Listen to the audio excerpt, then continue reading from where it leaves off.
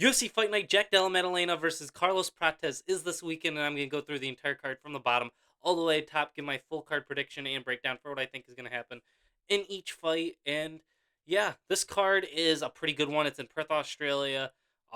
Early this time. The main card starts at 7 a.m. The prelims start at 4 a.m. for Eastern time. And yeah, so this is an earlier one, but it's a pretty good card overall. So to start it off, we have Cody Steele versus Don Marfan.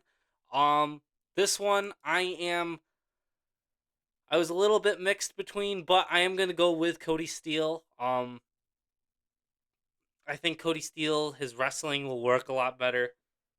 He was in a really competitive fight with Rong Zhu at the beginning of last year. Really good fight with Rong Zhu. Um, and yeah, I think he's going to see Don Marfan can definitely get it done. But I'm gonna stick with Cody Steele. I think Cody Steele's wrestling is gonna work for him. I think he's going to see now. I'm switching up in my mind because dang. Okay. The, the the reach he got the height advantage. But I am gonna go with Cody Steele. I can see the wrestling working. I think Cody's durable enough, and this is a 3 round fight. So yeah, I'm gonna stick with Cody Steele to win this fight via decision.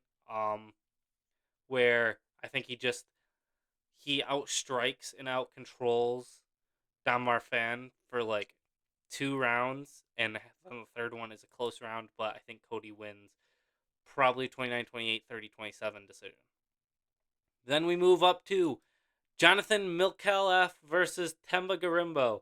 Um, I'm going with Jonathan Milkalef. I think Temba Garimbo is not great. He's decent, but I do not have the confidence for him. Milkalef is moving down in weight from 185, so that could go against him here.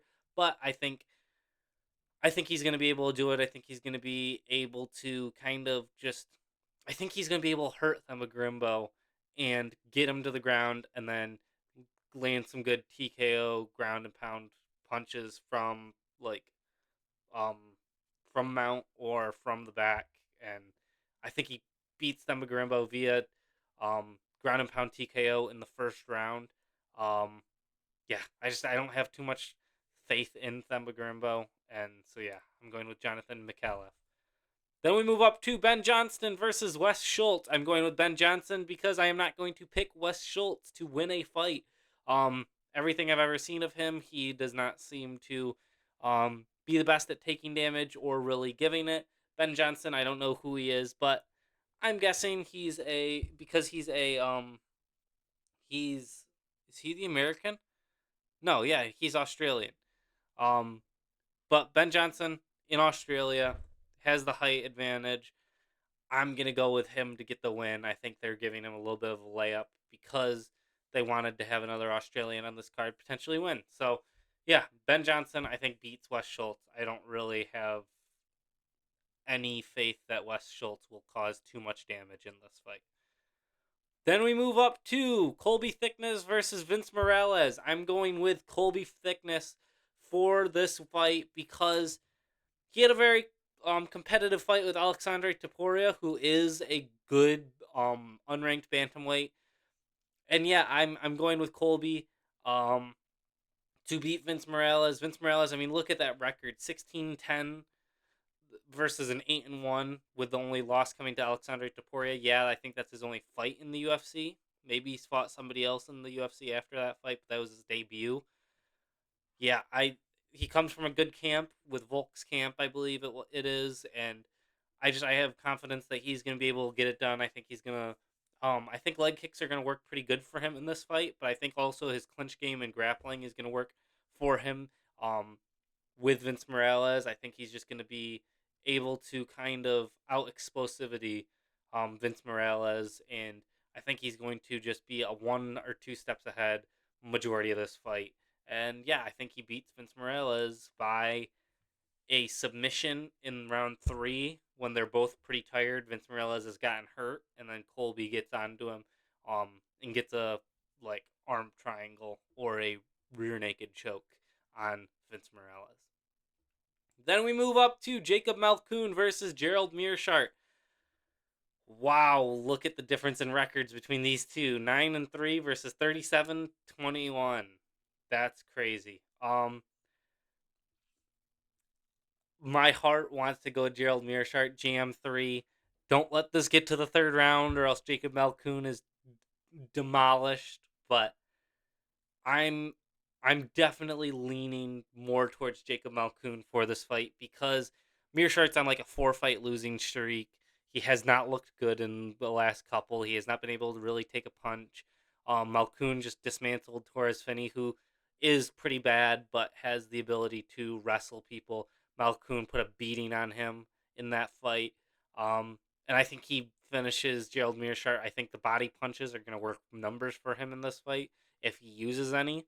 Um, I think going to the body first will work really good on Gerald Mearshart, and then moving it up to the head to then knock him out. And I think GM3 gets knocked out in the second round by Jacob Malkoun. Um, and yeah, that's simple as that. I do not see GM3 winning right now against a somewhat hungry up and comer. So yeah, sucks to say it. I'm gonna be rooting for GM3, but yeah, I mean, wow, look at those odds: minus 1100, plus 700. Yeah, Jacob Malkoun should get the win, but I'm going to root for GM3 in that fight. Then we have Junior Tafa versus Kevin Christian. Oh wow.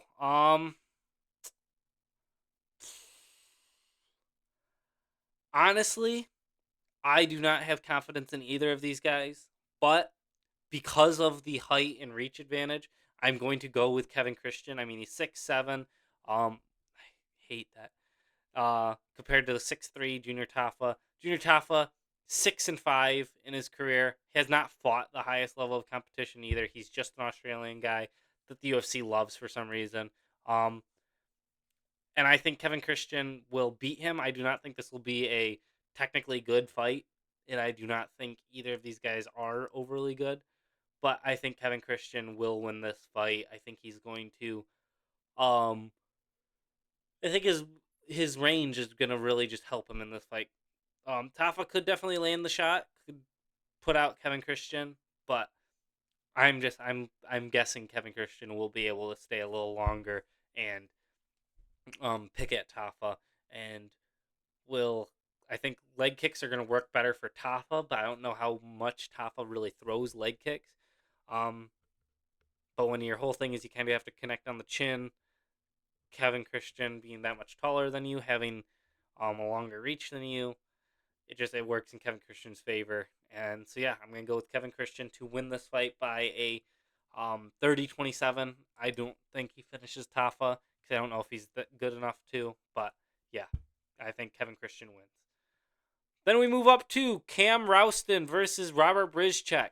Um, this fight I am pretty excited for because Brizchek, I've seen, if I'm thinking of the right Polish dude, he's had a couple fights that did turn out to be somewhat entertaining. Cam Rouston, good Australian prospect, physical, 6'3", 78-inch reach.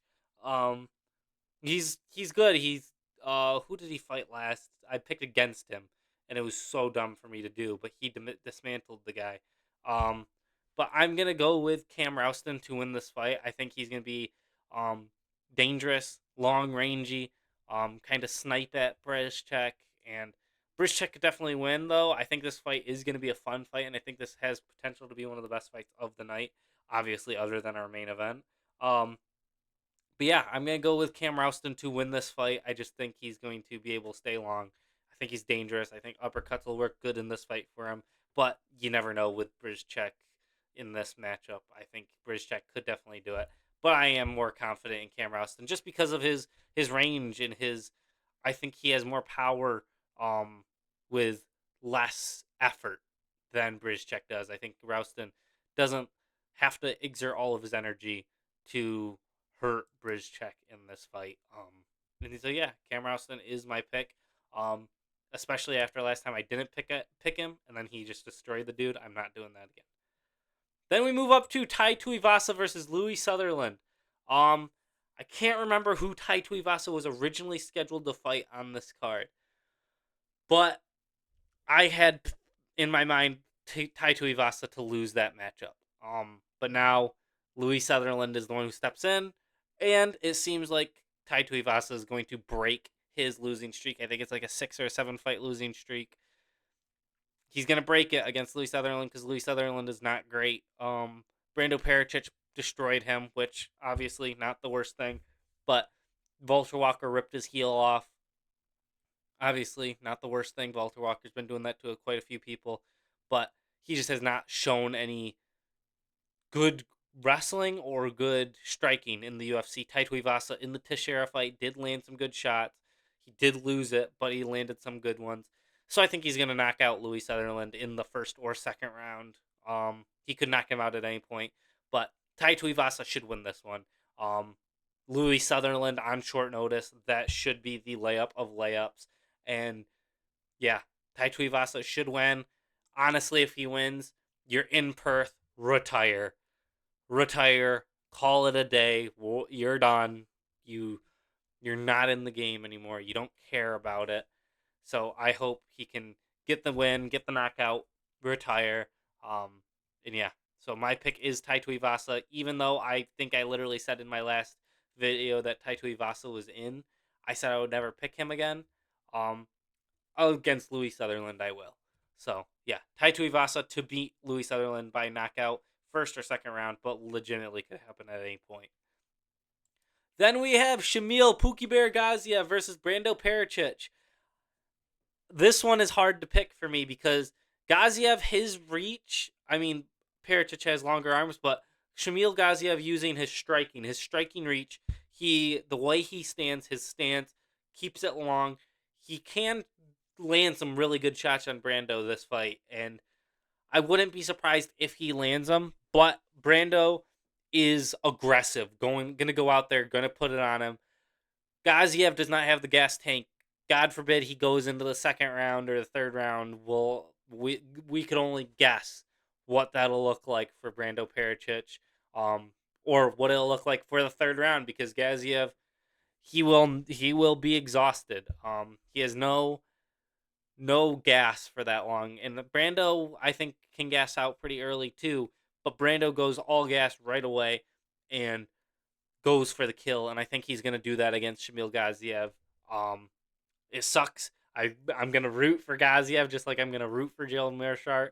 But Brando Pericic, I think, will wrestle Gaziev down. And then from the back, while they're propped up against the cage, like holding his back. I think he's going to land some shots around the guard that's going to hurt Gaziev. Gaziev's going to drop down to a knee. Then Brando's going to land a couple good more ones, put out Gaziev, and then Gaziev will be done. And yeah, I think Brando Pericic wins this one by knockout in the first round. But I will be ecstatic if Shamil Gaziev gets the knockout and wins this fight. Then we move up to Marwan Rahiki versus Ali Schmid. I'm gonna go with Marwan Rahiki. He had a very impressive fight on his Contender Series where he came back and won that. Then who did he fight? He fought and he beat his UFC opponent, but it was a somewhat competitive fight, I believe. Ali Schmid seems like a layup of layups. 4-2, debuting in the UFC from the US, not even from Australia. So it's not like they're putting somebody from Australia to give them a platform. This seems like they're just teeing up Rahiki to get a good dominant win, and I think he beats Ali Schmid with leg kicks, and I think he likes that phone booth for some reason. I think he's going to win in the phone booth, and I think he's going to put out Ali Schmid. Either he's going to drop him and then TKO him, or drop him and then Schmid's going to get latched up in some sort of submission like a Darce or a guillotine. I'm picturing a front choke. And yeah, Marwan Rahiki to win this fight via first, second round, knock TKO or submission, whichever. And I think this is a very I think this fight might have been literally added today. Um, I mean, there's not even odds on it. And I hadn't seen anything for it, so I'm guessing this is very, very, very short notice, and that's even worse for Ali Schmid. Oh, it says he's from New Zealand.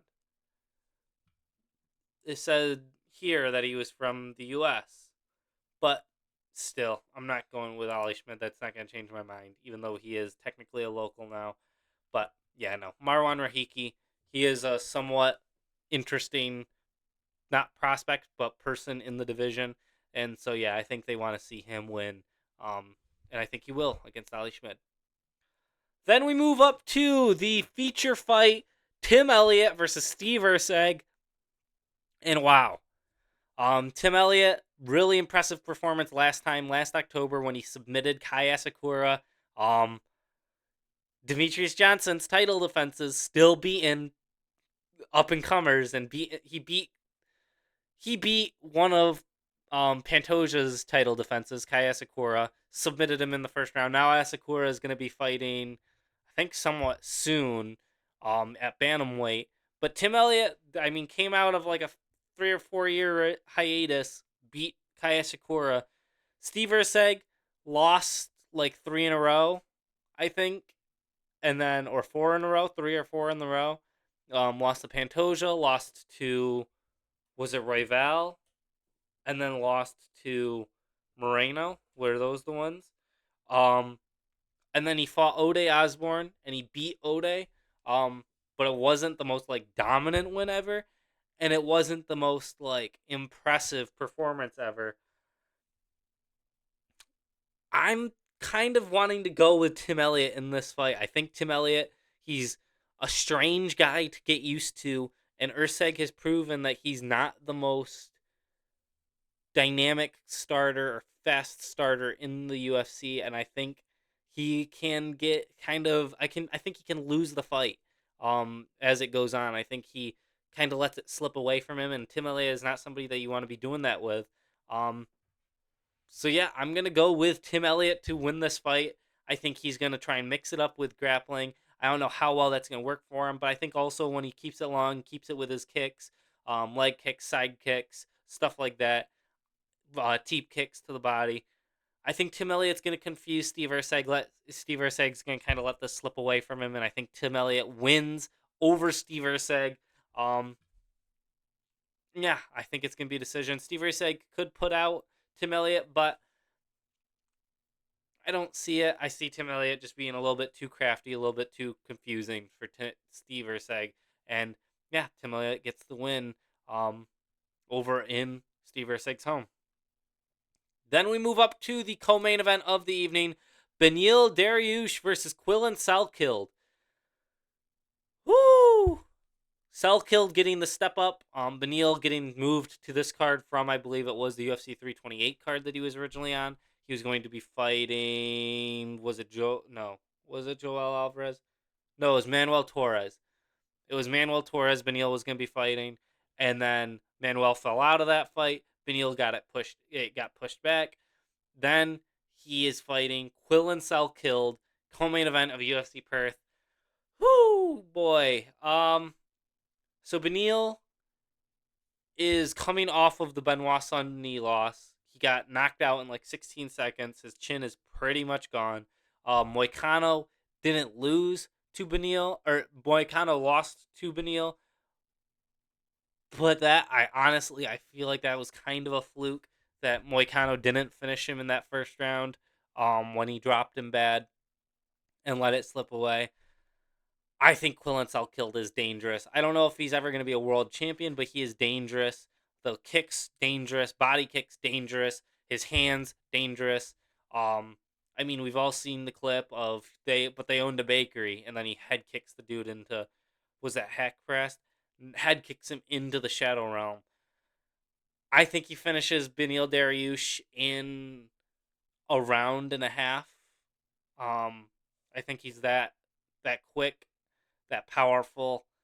He's got good grappling too, which that is Beneil's best case scenario is grappling and using his wrestling grappling game in this fight. And I think Quillen will be able to negate most of it, and I think Quillen Selkill puts out Beneil Dariush in the second round, and I think if they go to the ground, I think Quillen's just younger, more explosive.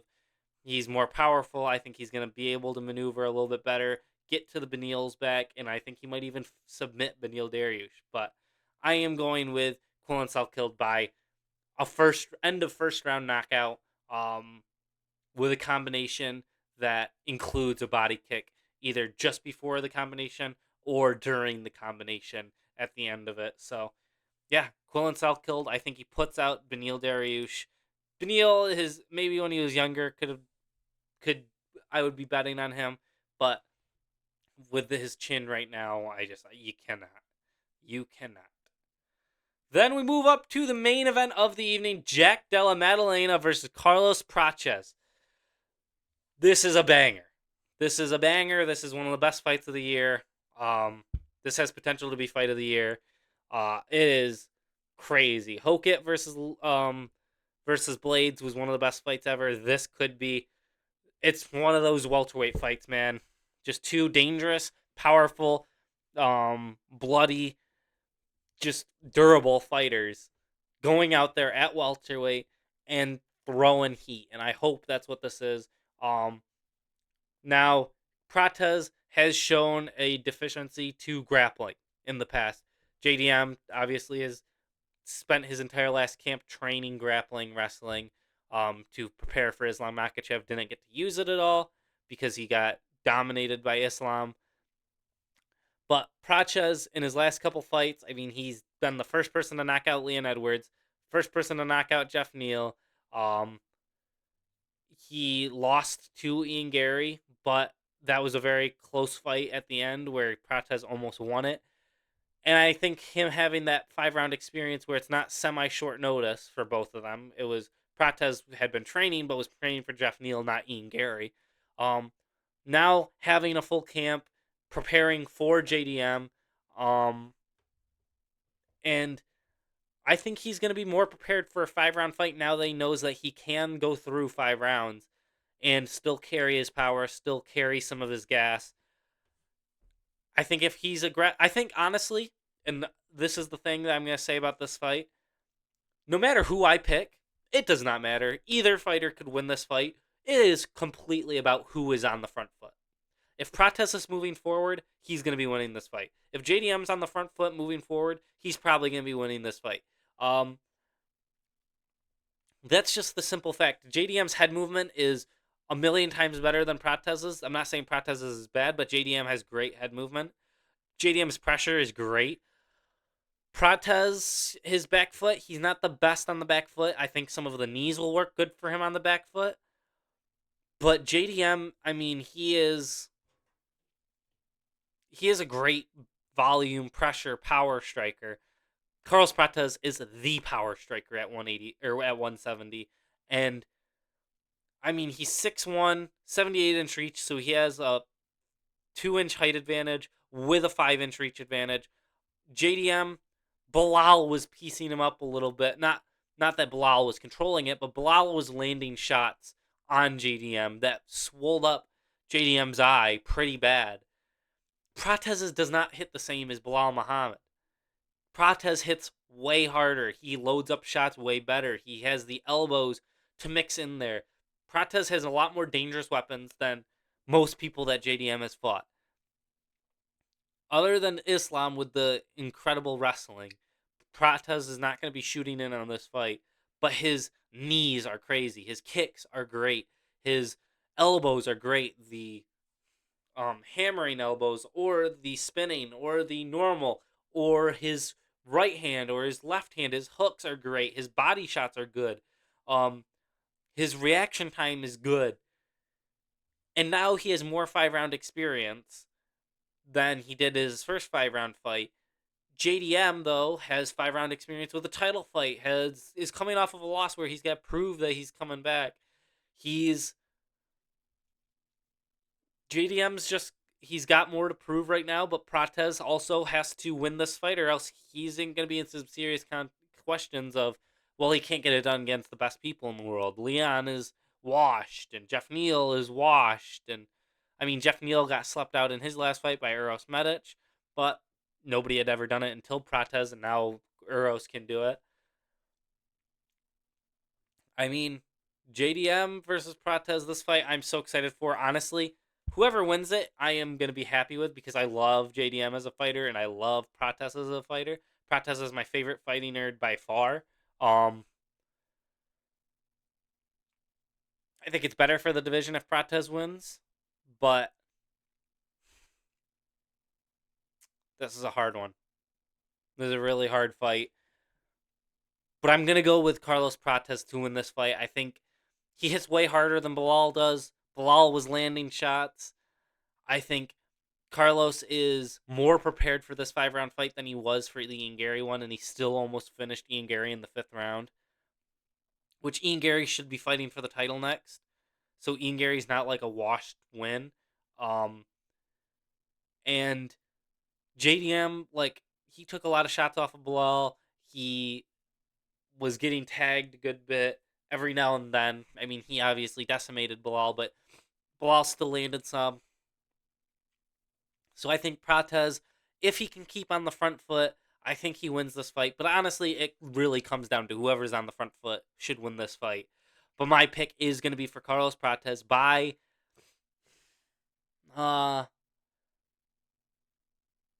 honestly, late 2nd round knockout is my guess. I think he's going to no, late 3rd round knockout. I think JDM is going to be difficult early, especially.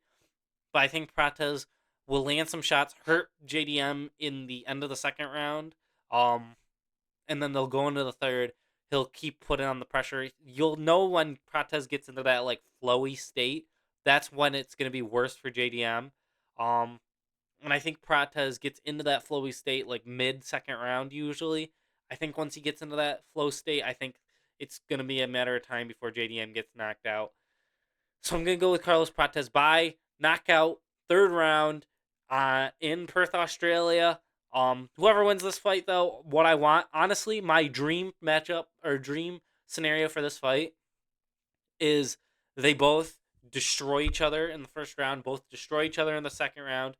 3rd round goes to one fighter dominantly. 4th round goes to the next fighter dominantly. Comes down to the 5th round, and then they just throw all hell at the wall and have an amazing fight, and then we get somebody to win. I don't care who wins. I just want an amazing fight, and that's why I think this is. I don't want to see a knockout.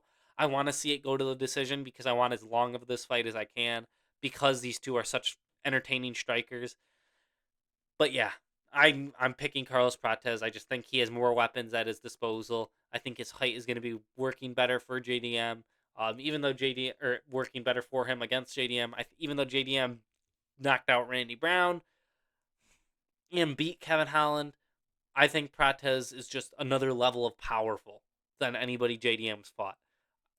Than most people have fought. I think Prates, when he lands the shots, it'll mean more than when Bilal would land shots. It'll mean more than when Islam landed shots. It'll mean more than when Gilbert or Kevin Holland or Randy Brown landed shots. And yeah, and I think knees to the body could work pretty good here with some of JDM's more crouched style. So yeah, Carlos Prates, knockout, 3rd round, but I want to see as much of this fight as possible and would love for either to win. So yeah, that is it for UFC Perth. This is a great card, very early. Remember, 7 a.m. the prelims or the main card starts. The prelims start at 4 a.m. So yeah, thank you for watching. Have a great day. Let me know what fight you're most excited for, who you think is going to win the main event, and have a good one. Bye.